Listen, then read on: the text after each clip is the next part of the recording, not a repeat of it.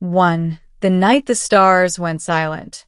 The night everything changed began like any other lonely shift at the Desert Observatory. My name is Daniel Hayes, and for the past 6 years, I had worked at a remote research station far from the lights of civilization. The observatory sat in the middle of a vast desert plateau where the air was so clear that the stars looked close enough to touch. Most people would call it peaceful. I called it isolating. Night after night, my job was simple: monitor deep space signals, track strange cosmic radiation bursts, and record anything unusual. 99% of the time, nothing happened. Just silence. Until the night the stars answered back. I was halfway through my shift when the monitors flickered violently. A sharp alarm echoed through the room. Signal anomaly detected. I leaned forward, frowning. The waveform on the screen wasn't random interference. It had structure. A repeating pattern. A message. My heart pounded. I had seen strange signals before, but this one was different. It carried an energy signature unlike anything I had ever encountered. Then the power cut out. Every light in the station died. Outside, the desert fell into absolute darkness. I rushed to the window just in time to see something descending from the sky. A ship. But not like any spacecraft humanity had ever built. It was silent, smooth, and impossibly elegant, like a piece of living metal gliding through the night. The craft landed several hundred meters away, and for a moment nothing happened. Then the hatch opened, and someone stepped out. 2. The woman in the darkness. At first I thought my eyes were playing tricks on me. The figure walking toward the observatory looked human. She was tall and slender, moving with a strange, graceful confidence. Moonlight illuminated her face. Pale skin, long silver hair flowing down her back, and eyes that glowed faintly red. I froze. Every instinct screamed that something about her wasn't human, yet she looked almost beautiful. When she reached the door, it opened automatically. She stepped inside. For a moment, we simply stared at each other. Then she spoke. "You are Daniel Hayes." Her voice was soft but powerful, like a whisper carrying across a vast distance. I swallowed. How do you know my name? She tilted her head slightly, studying me. "We have been observing you." My stomach tightened. "Who are you?" She smiled gently. "My name is Lyra." The way she said it made the name feel ancient. Not earthly, not human. Then she said the words that made my blood run cold. "I am not from your world." 3. The truth about her kind. Lyra explained everything slowly, carefully. Her species came from a distant star system far beyond human reach. They were ancient, older than most civilizations in the galaxy. But they weren't conquerors. They were hunters. Her people were what humanity might call vampires. Not the mythological creatures from horror stories. Something far older, far more complex. Their bodies required a rare biological energy found only in certain intelligent species. Humans. But before I could react in horror, Lyra raised a hand calmly. "We do not feed as your legends describe," she said. "We form bonds." She explained that her species didn't drain life randomly. They formed a permanent connection with a chosen partner, someone whose biology resonated with theirs. The bond allowed them to survive while strengthening both individuals. Without it, they slowly weakened. Eventually, they died. I stared at her, stunned. "You're telling me you came all the way across the galaxy for that?" Her glowing eyes softened. "Yes." My stomach twisted. "For a human?" She shook her head. "For you." 4. The impossible confession. I laughed nervously. "That's not funny." Lyra didn't laugh. Her expression remained calm. "I am serious." Silence filled the observatory. Then she said the sentence that would haunt me forever. "Daniel Hayes." I am in love with you. My mind blanked. What? I have been observing you for years, she continued. Your thoughts, your compassion, your loneliness. Something about the way she said it made my skin crawl. You've been spying on me? She nodded. Yes. That's insane. Lyra stepped closer.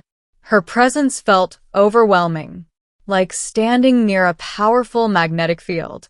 My species does not experience love easily, she said quietly. But with you, I do. I felt a chill run down my spine. Why me? For the first time, her expression darkened. Because you are the only one who can save me. 5. The terrifying reason. At first, I thought she meant emotionally. Maybe her species simply needed companionship. But the truth was far worse. Lyra hesitated before explaining. Then she finally revealed it. My body is dying. The words hung heavy in the air. A rare mutation is destroying my cellular structure. My people cannot cure it. I frowned. So you came to Earth for medical help? She shook her head. No. Her glowing red eyes locked onto mine. Your DNA is the cure. My breath caught. What? Our species studied thousands of humans remotely, she continued. But your genetic pattern is unique. Compatible with mine? Perfectly. My chest tightened. And what does that mean exactly? Lyra answered without hesitation. It means if we bond, I will survive. I waited. And if we don't? She looked away for the first time. Then I will die. 6. The hidden cost. For several minutes, I said nothing. Then I asked the question I had been afraid to ask. What happens to me? Lyra hesitated. That is complicated. My stomach sank. Just tell me. She took a slow breath. The bond will change you. How? You will live longer. Your body will evolve. That sounds good, I said cautiously. But Lyra's expression grew darker. There is also a risk. What kind of risk? If the bond stabilizes, you will survive. And if it doesn't? Her voice became barely audible. Your life force will be consumed. The words hit like a hammer. So, basically, I might die. Yes. I laughed bitterly. You came across the galaxy to ask me to gamble my life. Lyra looked directly into my eyes. No. Her voice trembled slightly. I came because I love you. 7. The days that followed. Lyra stayed at the observatory. For 3 days, we talked. She told me about her civilization. Ancient cities floating above alien oceans. Worlds where the sky glowed purple. Galactic wars fought long before humanity invented fire. But beneath all that knowledge, she seemed lonely. Very lonely. And strangely, so was I. There was something about her presence that felt magnetic, comforting, dangerous. One night we stood outside beneath the stars. The same stars she had crossed to reach me. Why didn't you just take someone else? I asked. Lyra shook her head. Because it wouldn't work.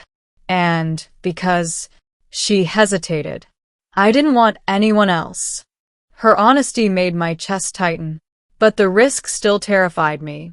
So, what happens if I refuse? Lyra looked toward the sky. My people will retrieve me. And I will die within a year. 8. The moment of choice. The 4th night arrived.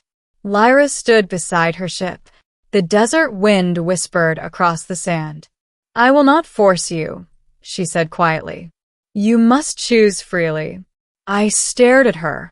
The alien woman who claimed she loved me, who might kill me, or change my life forever. My mind screamed that the situation was insane, but my heart said something else. You crossed the galaxy for me, I said slowly. Yes. You risked everything. Yes. I took a deep breath. Then I guess I should at least return the favor. Lyra's eyes widened. You mean? I'll do it.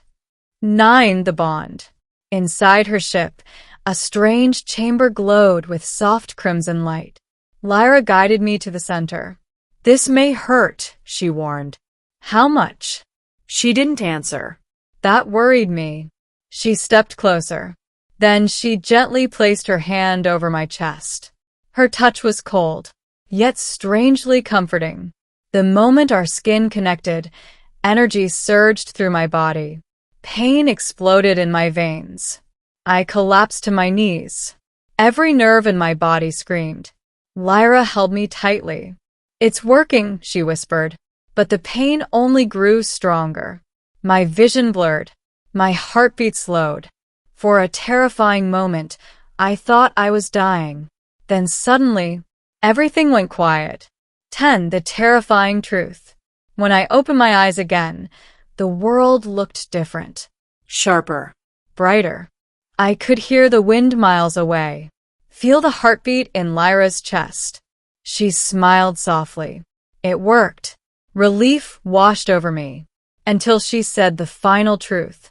There is something else you should know. I groaned. What now? Lyra looked slightly embarrassed. The bond is permanent. I figured. She shook her head. No, Daniel. You misunderstand. What do you mean? Her glowing red eyes softened. You are no longer fully human. My heart skipped. What? You are becoming something new. A hybrid of our species. I stared at my hands. They looked normal, but deep inside something had changed. Is that bad? I asked slowly. Lyra smiled gently. No. Then she took my hand. It means you will live as long as I do. I blinked. And how long is that?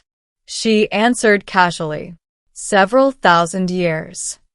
I stared at her. You could have mentioned that earlier. Lyra laughed softly. I was afraid it might scare you. Honestly, it probably would have.